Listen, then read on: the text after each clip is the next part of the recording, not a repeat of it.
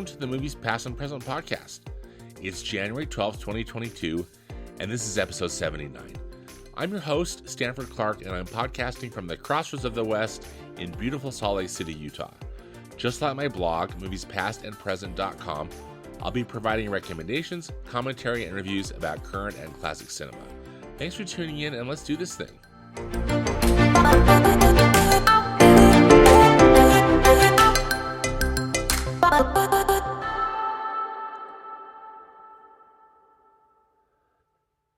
Happy New Year, everyone. This is my first episode of 2022.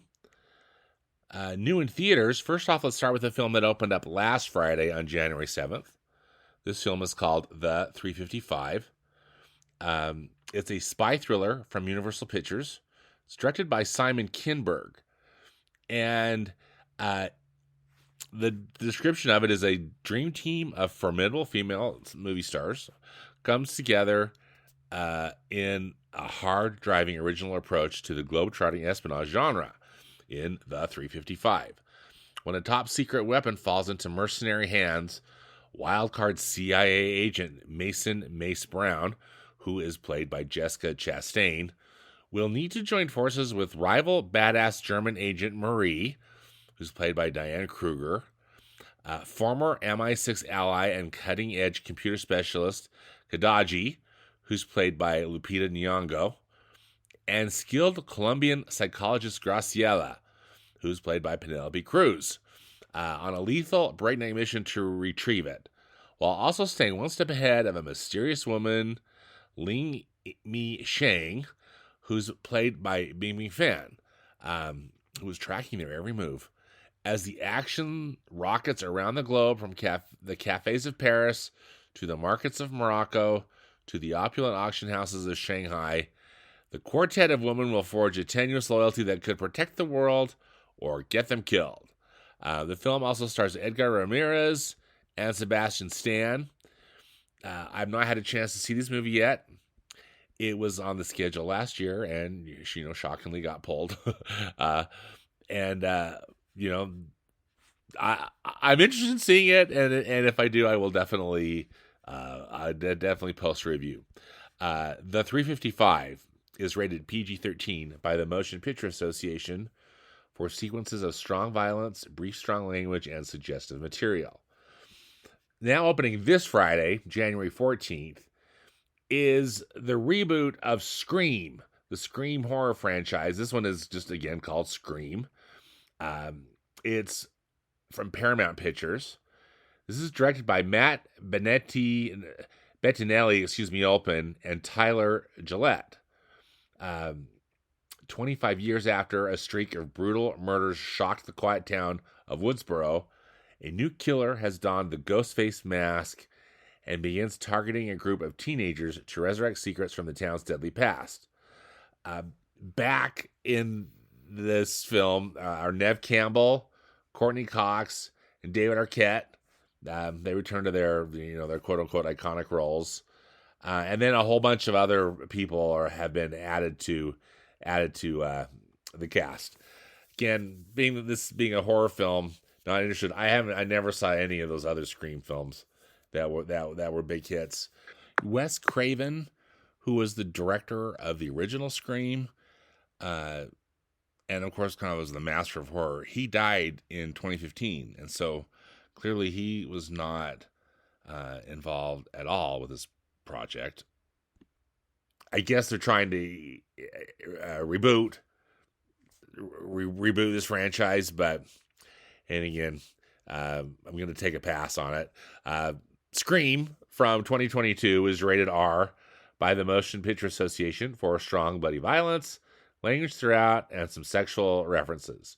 So, the two big releases so far in January, The 355 and this reboot, remake, whatever you want to call it, of Scream.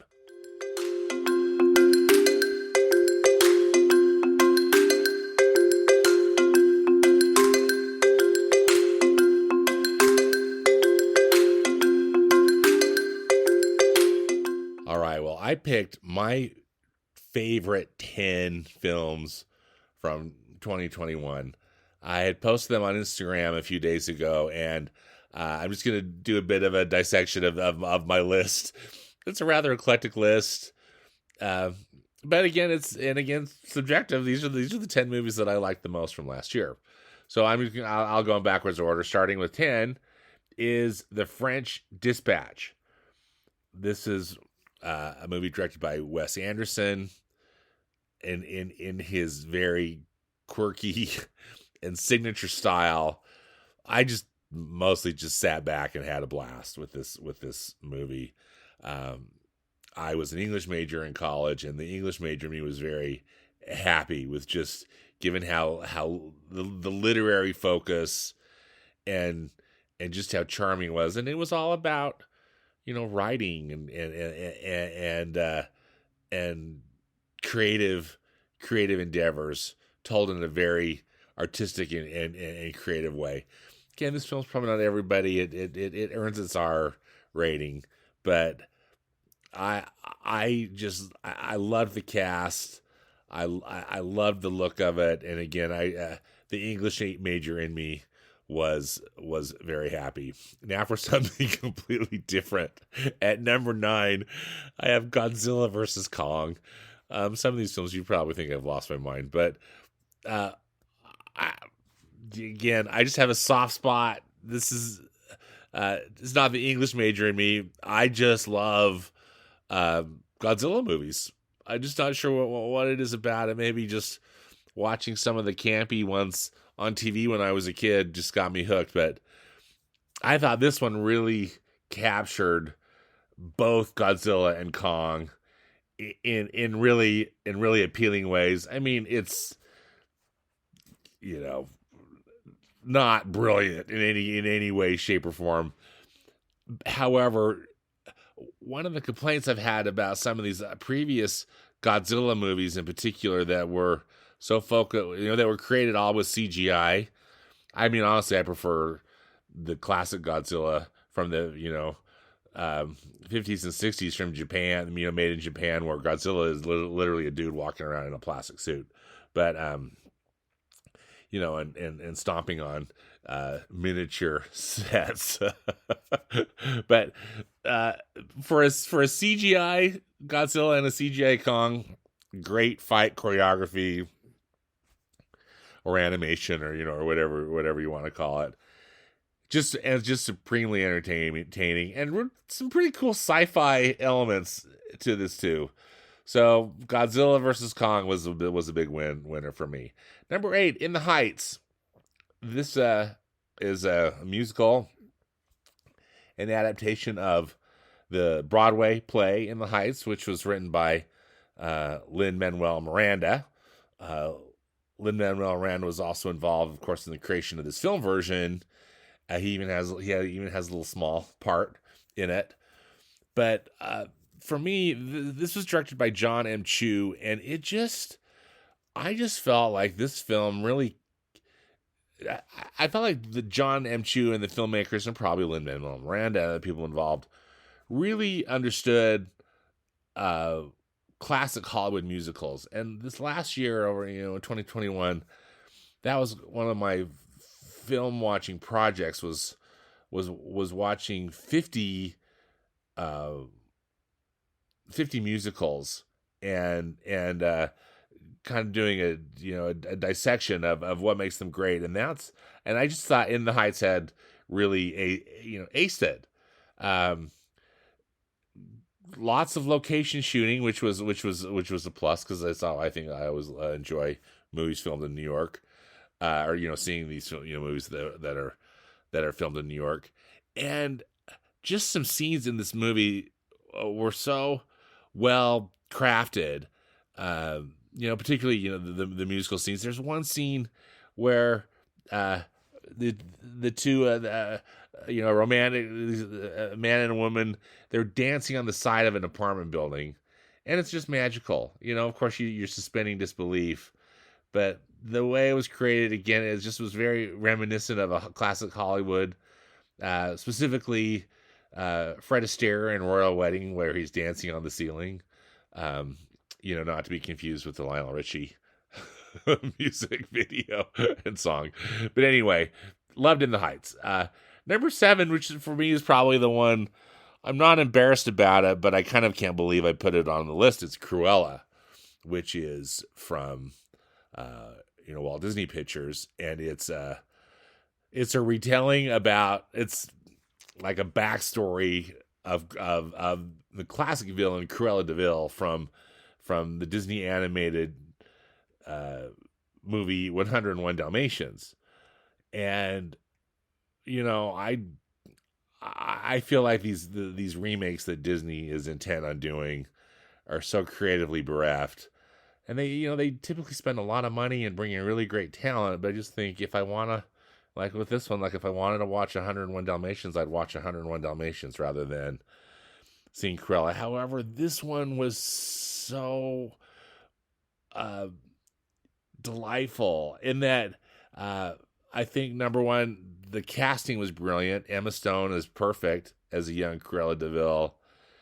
And then her nemesis in the film, who's played by Emma Thompson, was just, it just gave a very delicious performance. And so you got these two great actresses kind of, fighting it out in this very stylish and very interesting film. What I liked about it, again, I don't necessarily like making a villain, creating this backstory that the villain's like, oh, just understood, and it's just this kind of a sad, pathetic person that's just trying to, make their way in the world. Sometimes I guess those will work, and sometimes for me they're just mostly just frustrating. This one I thought really brought some interesting stuff to the table, and also I really liked how they integrated, for example, the characters of Horace and Jasper, who are the bumbling, Cruella's kind of bumbling idiot assistants in the animated 101 Dalmatians. But I just, and then also we get to meet Roger and Anita, who play a big role in 101 Dalmatians. And anyway, Cruella is. And I love where it's set in London, and in this like the 1970s, early 70s. So it's got just this really cool aesthetic vibe to it, and great soundtrack, and just provide really a surprising, very entertaining film. So we'll see if any one of these Disney remakes ever makes it in my top 10 list again. But Cruella is one I thought was great, and again, would really highly recommend. Number 6 is Shang-Chi and the Legend of the Ten Rings. This was, this is a film from Marvel Studios.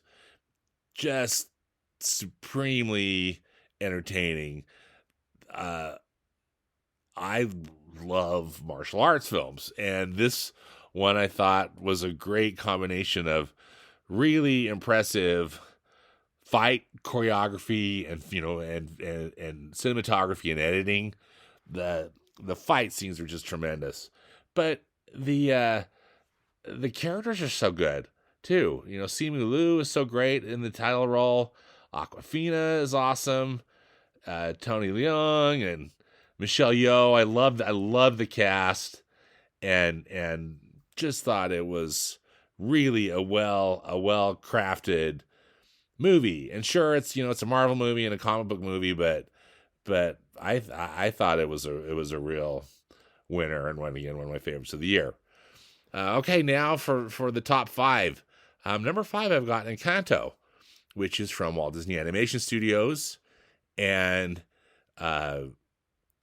wonderful animated musical. And I think, Disney at its best, but in a really surprising way. I didn't quite know what way the story was going to go, as you've probably seen, or hopefully you've seen the preview. Hopefully you've seen the movie. But it's about this family. They're in the country of Colombia, and they live in this magic house. And the family also has each of them get their own little special magical gift, and to bless the community and to help each other out. And this movie with songs by Lin-Manuel Miranda. Lin-Manuel Miranda was back again. I thought, again, looking at the trailers and whatnot, I was expecting this main female character. Her name is Mirabelle. She's the one with the glasses, kind of the green glasses. I was expecting her to kind of have to go on this classic journey to save the family or whatever. And she, does save the family. Spoiler alert. But it's done in such a surprising way. I think it's a very interesting treatise about family relationships, and for me, very unexpected. So very, very fresh and original. And I just can't recommend Encanto enough if you haven't seen it, or Encanto. I'll try to say it correctly. Speaking of animation, number 4, I've got Luca. Luca is from Pixar, and this was just this breezy, movie that just was a breath of fresh air. It's set in Italy, and so really it's just like taking a summer vacation to Italy. It's one of these films that's got a classic kind of Pixar story, and in that it's about a little boy who's a sea monster, and these sea monsters that are off the coast of Italy, at least, when they go on land, they take human form. And so this Luca, our the protagonist and also the title character of the film, goes on land, meets another boy who's kind of more of an orphan, but also who's a sea monster, but is choosing to live more in human form. They go have this adventure and meet more friends, and it's just like it's this animated trip to Italy, and they're eating pasta and gelato, and this beautiful coastal town. So it's just got the stunning animation that Pixar is known for. Charming storytelling, and really just an absolutely delightful film. So I've got Luca at number 4. Number 3 is Dune, and I hope you had a chance to see Dune on the big screen. And I'm wondering if it wins more Academy Awards or something. Maybe they'll re-release it. Seeing Dune in IMAX was probably one of my favorite movie experiences of the year. It's just a cinematic experience, and also just a story really well told. You might be familiar with the book, which is a beloved science fiction book, and it's rather large. Large reading, again, not that that's a problem. It's just, it's a big and it's a long story. So this movie, they've split it into 2. We learned shortly after the release of Dune, and also when the movie starts, the title card says like Dune Book 1. So you get an idea that they're not trying to cram the whole story into one movie. Not necessarily just wanting to compare again, and I've talked about this in the previous podcast, but the 1984 movie version of Dune, which is really, I know it's a bit of a cult classic now. I think it's a terrible film, but I think part of the problem of that film is they were trying to cram the whole story into, a kind of a 2.5 hour movie. So this one thankfully is split up, but it's so well crafted, so well made. I was really swept away by it. I loved it. So there's Dune. And then number 2, I've got the documentary called Summer of Soul. And this is just one of the best documentaries I've seen in a long time. In the 1960s, there was a music festival in Harlem, New York, and or in New York, and it had this incredible lineup. Stevie Wonder, Gladys Knight and the Pips, Sly and the Family Stone, The Fifth Dimension. including many others, were there, and it all got filmed, but no one ever wanted to put it on TV or anything, and it really got overshadowed by Woodstock. The Woodstock Festival, which we all know about. So this documentary shows much of this, footage or highlights from this festival, and then also talks to people who were there and some of the performers that were still alive that were there, like, Gladys Knight and Marilyn McCoo and others. So I was just absolutely smitten by this movie, just because the music was so good, and then it also is just such an interesting look into that time period, and both for the experience of our Black brothers and sisters, but and then just U.S. history. So really, God, can't say enough good things about Summer of Soul. I hope that you'll get a chance to see it. I believe it's playing on Hulu or streaming on Hulu, so definitely check it out. And then for me, number one, my favorite film of 2021 was Steven Spielberg's West Side Story. As I've discussed in the previous podcast, I when I first heard about this project, it's just, oh, you've got to be kidding me, like, I need a remake of West Side Story, like I need a hole in the head, because I just love the original film version from 1961 so much. This movie was so incredibly crafted.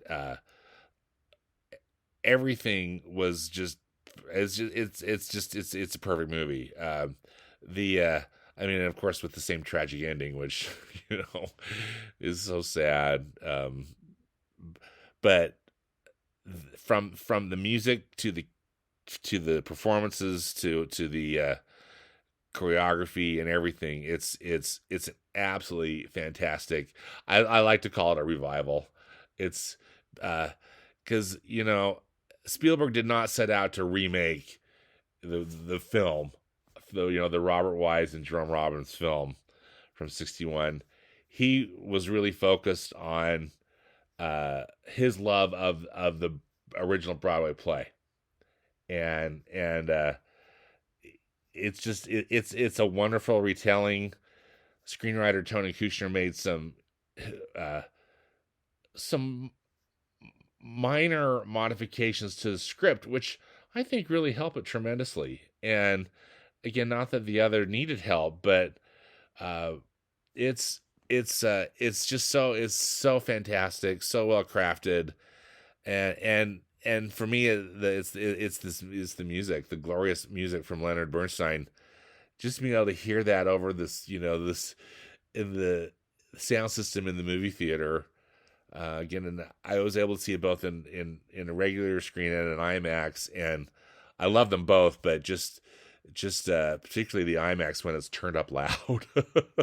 that was just so sublime to hear that glorious music, and also that they had cast really good actors that could sing, and that was just such a joy. So yeah, the film I loved the most in 2021 was Steven Spielberg's West Side Story.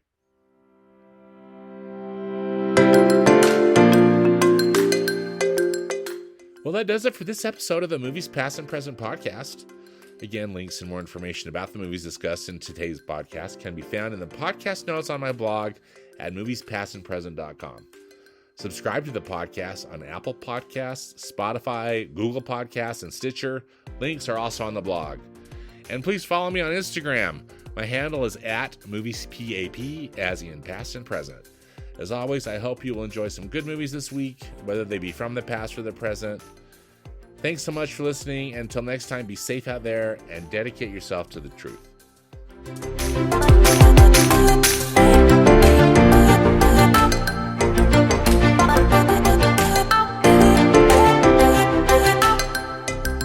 Bye.